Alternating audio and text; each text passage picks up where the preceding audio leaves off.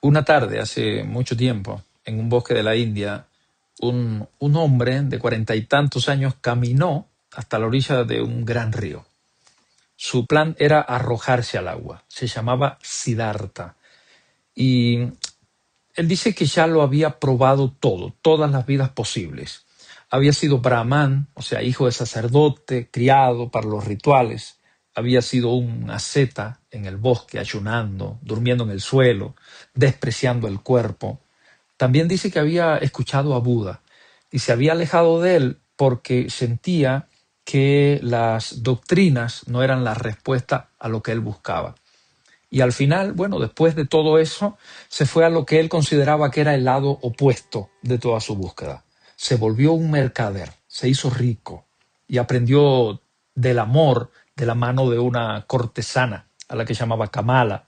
Había ganado mucho oro Siddhartha. Se había vestido con ropas de seda, había jugado a los dados, había bebido, había engordado, se había vuelto avaro, mezquino, perezoso. O sea, todo aquello que de joven él había despreciado. Y a los 40 y tantos años, una tarde, Siddhartha miró su vida y dice que la encontró como podrida. Y se sentó bajo un árbol de mangos en el jardín de su casa y entendió que el juego había terminado, que ya no podía seguir así. Y esa misma noche se levantó, salió de su casa sin avisarle a nadie, abandonó la ciudad y caminó por el bosque hasta ya no poder caminar más. Y llegó a un río, a ese río del que te hablaba. Se acercó a un cocotero que estaba inclinado sobre el agua. Dice que lo abrazó y miró las aguas verdes que se deslizaban bajo sus pies. Y una especie de vacío enorme se reflejó en el agua, en respuesta al vacío que él sentía en su propia alma. Y deseó caer, arrojarse. Y pensó, bueno, ojalá y los peces me comieran o los cocodrilos del río me destrozaran. Y entonces soltó al tronco que tenía abrazado y quiso dejarse caer al agua y cerró los ojos, pero en ese instante algo sucedió. Dice que fue algo que sucedió desde las regiones más apartadas de su alma, desde un viejo pasado de su vida que ya había prácticamente olvidado, y salió una sílaba, como un balbuceo. Fue la sílaba Om, la palabra antigua con la que en la India se nombraba lo sagrado, lo entero, lo perfecto, lo consumado. Era una palabra que él había aprendido desde niño, pero que la había olvidado porque llevaba demasiados años sin repetirla. Y dice el libro que el Om le hirió el oído y le hirió el espíritu, un espíritu que estaba como dormido desde hacía mucho tiempo y de repente despertó y reconoció la locura que estaba a punto de hacer. Entonces se dejó caer, no al río, sino a la orilla del río, a la ribera del río. Apoyó su cabeza en el tronco que había estado abrazando y allí se durmió. Dice que durmió muchas horas y cuando despertó le pareció que habían pasado como 10 años y sintió el suave deslizarse del agua y no supo al principio, no estaba seguro dónde estaba, ni cómo había llegado ahí, ni quién era. Pero abrió los ojos despacio y vio que había un hombre sentado frente a él. Un hombre que estaba en silencio, solo mirándolo. Era un monje vestido con una túnica amarilla, con la cabeza afeitada y postura de meditar. Y Siddhartha lo miró y no lo reconocía.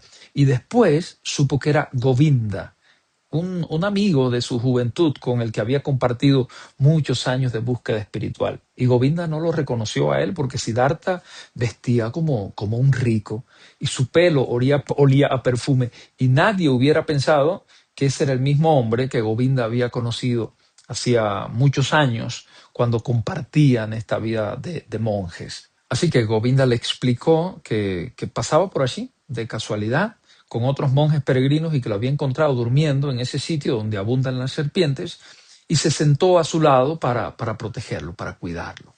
Así que hablaron un rato y después, bueno, Govinda se despidió de él, siguió su camino y él se quedó allí pensando en lo que le había sucedido esa noche, pensando en la conversación, solo, a la orilla del río, mirando el agua sin poder irse del lugar. Parecía como que el río tenía algo para decirle, algo que todavía él no sabía escuchar, así que caminó por la orilla hasta el lugar donde había un paso, una barca y un barquero, y cuando llegó al lugar vio que era el mismo barquero que lo había cruzado 20 años antes cuando él era joven y andaba buscando a Gotama.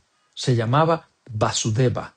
Y Vasudeva lo cruzó esta vez nuevamente y Siddhartha, que ya no tenía nada, le ofreció su vestido de rico como pago. Pero le pidió algo más y algo raro. Le pidió que lo dejara quedarse con él.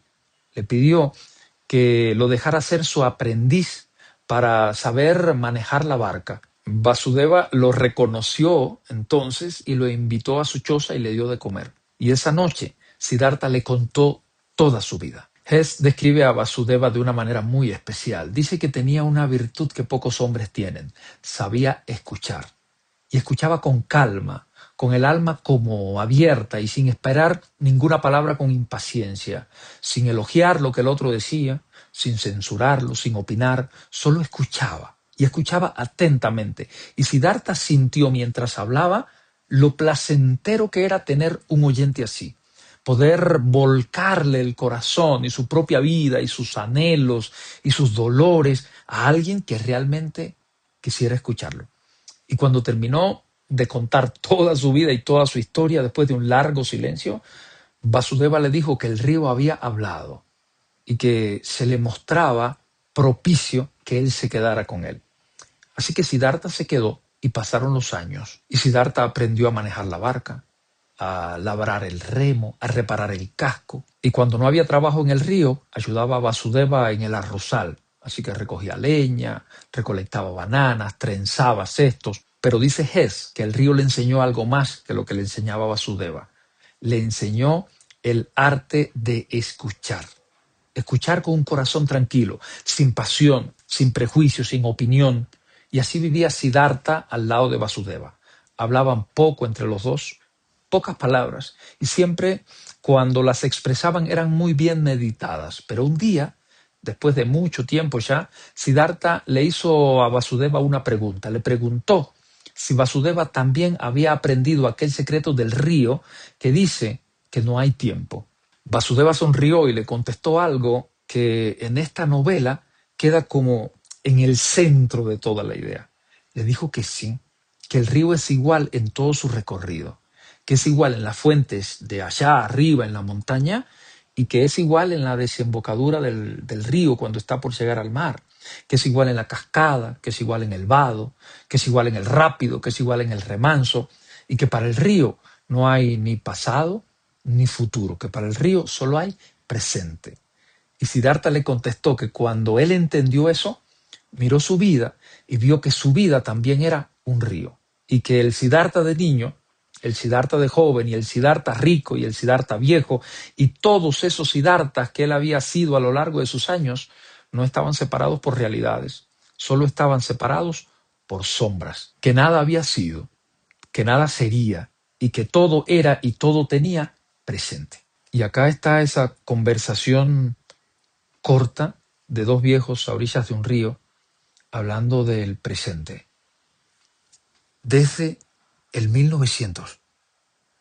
Y cuando uno lee autores de hoy como Eckhart Tolle en El poder de la hora o Un nuevo mundo ahora, o lee autores como Wayne Dyer o Dispensa o Coelho o el mismo Jesús que decía: no te afanes por el día de mañana, basta cada día su propio afán. Esta enseñanza que ha trascendido a la historia y que parece que nos cuesta tanto asimilarla. Porque lo que Siddhartha entendió después de años de escuchar el agua no fue una teoría espiritual sobre el tiempo, fue algo más concreto. Entendió que durante toda su vida anterior él había proyectado su vida hacia adelante. Cuando era Brahman no quería ser Brahman, quería ser asceta. Y cuando fue asceta no quería ser asceta, quería ser el Buda. Y cuando estuvo con el Buda, no quería estar con el Buda, quería irse al mundo. Y cuando estuvo en el mundo, no quería estar en el mundo, quería ser rico. Y cuando fue rico, ya no quería ser rico, quería escapar de la riqueza.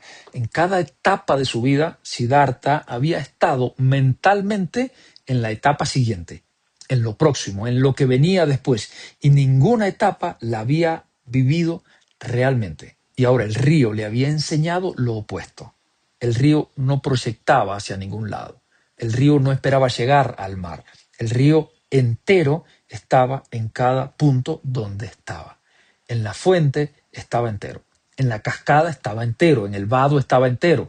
En la desembocadura estaba entero. Y por eso le dijo Vasudeva, el río no tiene tiempo. No porque no exista el tiempo afuera, sino porque el río habita por completo en cada lugar en el que está.